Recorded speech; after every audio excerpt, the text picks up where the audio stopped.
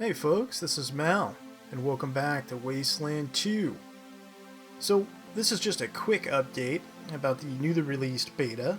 This is via the early access on Steam, and this is beta version 29462, which was released on the 8th of January of 2014. As you can see here, there's a really lengthy list of things that came in this update, and I certainly have not been able to verify all of this. It's only been out for a few hours, but by all means, I'll put a link below the video where you can go and take a look at all of the beta notes in depth. But I think the most interesting ones, beyond just general fixes, is a more in-depth pass of balance for combat, and also I guess better or smoother activity in combat. And I will show you an example of that in this video, because I did find there to be some improvements, but it is a beta, right? It's still early in the process, so of course it's still not there. And there are users, there are people that are reporting issues. So here's one of the things that came up for me. I left the Ranger Citadel with a brand new group, and I didn't have any water.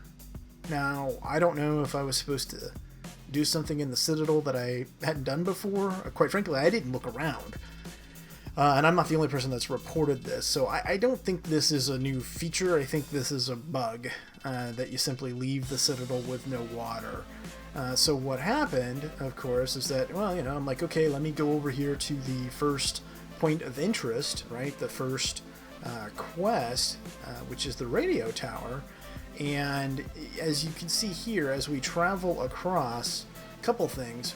One, there's this like weird, I don't know if this is a designed effect or not, but like you can see some kind of numbers or ghosting of our characters. We managed to get to an oasis and fill up our water canteens, but we've taken, as you can see, we've taken like half of our half of our health and damage, because we didn't have any water, right?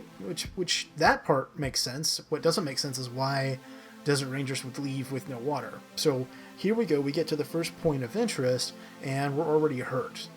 That was, I was like, well, okay. So while there may have been some step forward, I think like with old betas, right? If you're trying to incorporate new things or fix things, you'll probably break things in the process, right? So clearly that's happened, with this update. Some people are reporting complete black screens where they can hear things but they can't see anything, so they're having video problems. There are people that are dropping from game. There's a lot of sort of unexplained crashes, unfortunately.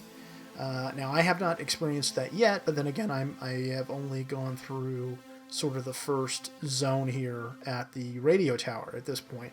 You can see here I'm applying some painkillers to everyone to get my health back so that I can go test out combat. The first combat that, if you don't get a random encounter, the first sort of standard encounter you get is with these raiders here on the way to the radio tower. So I go ahead and engage with them. And generally speaking, I will say this, things did seem to run better. Now, I don't know if it's just me, if it's just in my head or what, but the screen seemed to move more smoothly. I could rotate around the camera, and that seemed to go better. I always had issues with sound in combat, so there was always like a syncing issue. It would speed up and slow down, but I did not have that issue in this combat here. I start off here, as you can see, with the sniper attacking. The AI seems a little bit different too. They seem to be, I don't know, maybe I'm just, I don't know. I could be wrong, but it seemed like they were more aggressive. Shotguns, I don't know if this was something that they changed or what, but I had always wondered why at close range shotguns seemed sort of pointless, right, from an accuracy standpoint. But this character here, which does have a 2 shotgun skill, at close range had a 95% chance to hit, so that was a pleasant change. Submachine guns, in my opinion, are still absolutely terrible. I don't know if other people are having that experience, but for me, they're just awful. That's a cool effect there. You know, you gets hit by the shotgun, it gets knocked back. I like that quite a bit. That was pretty neat. So I take out these raiders pretty easily, though I do have one character that gets knocked unconscious, which raises an interesting question, and maybe somebody that's more familiar with it than I can kind of give me the rationale here. I know that they want to have consumables be of value. That makes sense to me. And when I say consumables, I'm talking about the blood packs and the painkillers.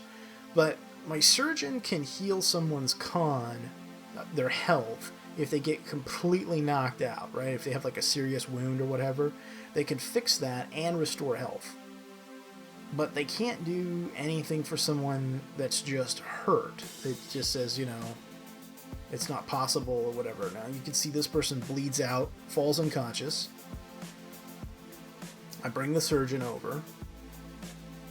Yeah, see, serious wound. Gotta get over there before she dies.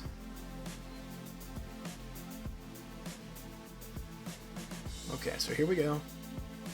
Healing her up. And you'll see I get a critical success, and maybe that has something to do with it, but she's healed. In addition to being conscious, she's also healed up quite a bit of her health. I don't know, it just seems strange to me. The other thing is that I've been reading, and I always thought that Field Medic, which is the thing that allows you to utilize the consumables, I guess is just for the level of the consumable that you're able to use, and has no direct effect on the success of how much you heal using a consumable. And that to me that doesn't seem right to me either. So I hope that I'm wrong on that. I hope that it's not just you have X level of Field Medic and therefore we'll have X level of access to a certain consumable. I hope that there is some kind of skill linkage there, so that if you have a higher Field Medic skill, you would heal more in terms of what your output is. Other than that, they did make some changes here to some of the item drops. Like as an example, in this first fight, I had an M whatever the number is, had a greaser SMG drop that has a 75 scrap value, and that was one of the things that they listed. This condition here, broken hand, minus to coordination. That's the first time I had seen that. I knew that you could get broken limbs, but it's the first time I saw that, which I thought was kind of cool. And I think you needed Surgeon 4 to fix that, if I'm not mistaken. So I guess what I say is overall, combat was better, and there is some improvements, but some bugs did creep up. So, in any case, till next time, I'm Mal, and I'll see you later.